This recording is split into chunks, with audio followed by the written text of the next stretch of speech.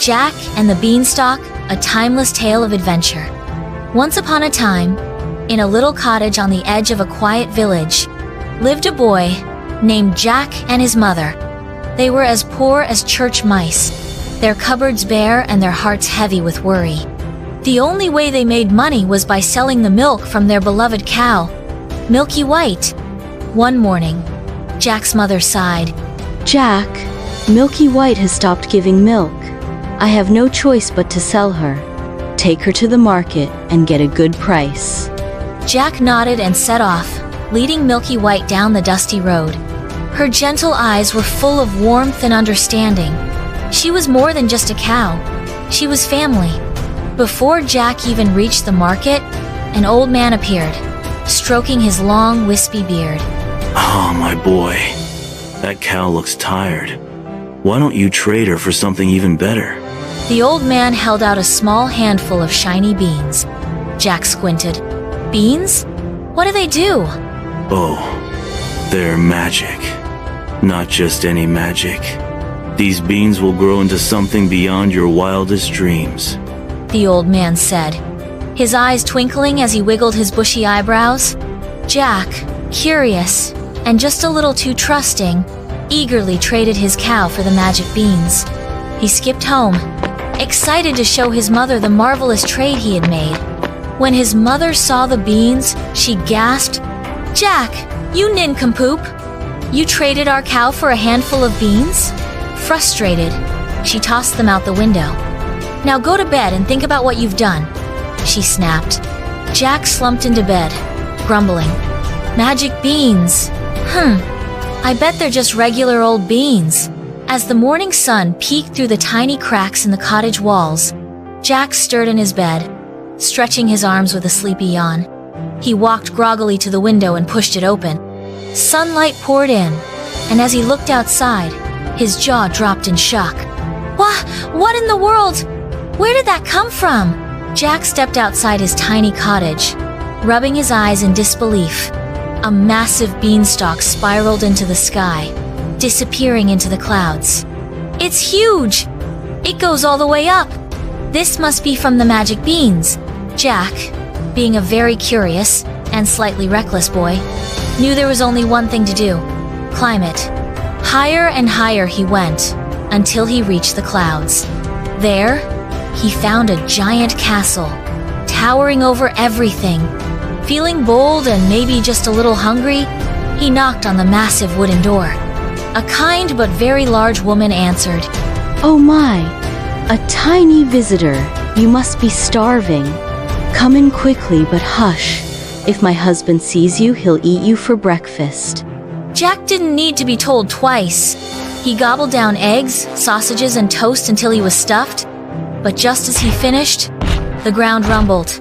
A deep voice bellowed. Fee-fi-fo-fum. I smell the blood of an Englishman. Jack dove into a cupboard, just as a giant stomped into the kitchen. The giant paused, sniffing the air with suspicion.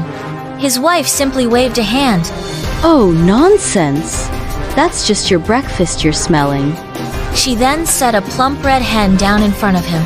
Jack peeked out as the giant roared, "Lay!" To his amazement, the hen laid a golden egg. Jack's eyes widened. A hen that lays golden eggs? He knew at once that this was no ordinary bird. If he could take it home, he and his mother would never be poor again. As soon as the giant dozed off, Jack crept forward. "Psst," he whispered to the hen. "Want to get out of here?" "Oh yes," the hen clucked. "The giant makes me lay eggs all day." Jack scooped up the hen and dashed out.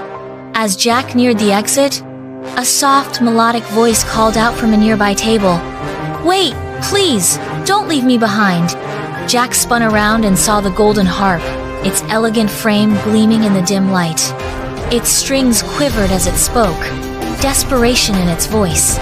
"You can talk?" Jack whispered in shock. "Yes, and I don't want to stay here any longer," the harp pleaded. "The giant forces me to play lullabies every night. I just want to be free. Take me with you." Jack hesitated. With the hen in his arms, how could he climb down the beanstalk? But as he looked into the harp's sorrowful carved eyes, he couldn't say no. "All right," he said, reaching for the harp. "But we have to be quick and quiet." Jack dashed through the stone castle, the hen clucking nervously in his arms. Then boom! A deafening roar rattled the walls. The giant was awake, and he was furious. Fee fi fo fum. I smell the blood of an Englishman. Be he alive or be he dead, I'll grind his bones to make my bread. Jack's eyes widened. Uh-oh, time to run. With the harp and hen in hand, Jack bolted toward the beanstalk. Behind him, the ground trembled under the furious giant's pounding footsteps. Jack reached the beanstalk and scrambled down as fast as he could. The harp wriggled and cried out, "Faster, boy! He's coming!" The giant growled, shook the beanstalk. You can't escape me, boy. He shouted, stretching out his massive hand. Leaves and vines snapped beneath the giant's enormous weight, making the beanstalk sway dangerously. Jack glanced down. He was almost to the ground. Sweat dripped from his brow as he shouted, "Mother, get the axe!" His mother, standing below, gasped and grabbed the sharpest axe she could find.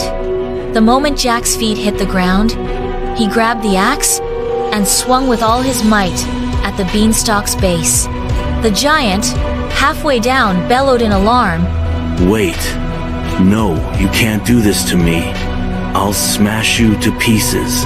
He roared, desperately grasping at the beanstalk. Crack!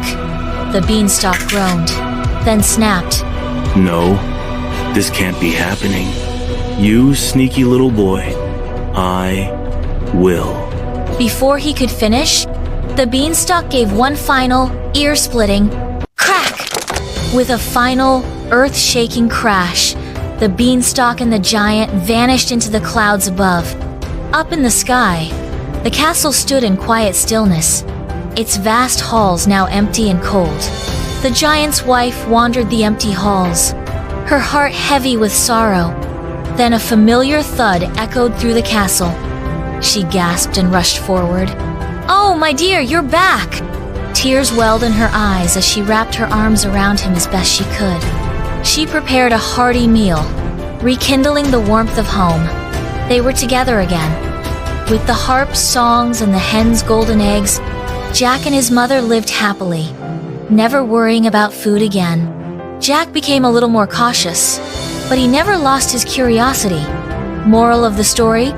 Curiosity can lead to great adventures, but a little caution never hurts. And above all, kindness matters. Because Jack showed kindness, he was rewarded with happiness and golden eggs. What about you? If you had a magic hen and a golden harp, would you be rich, famous, or just have unlimited snacks? Drop your answer in the comments below. If you enjoyed this story, don't forget to like, share, and subscribe for more magical tales that bring a smile to your face.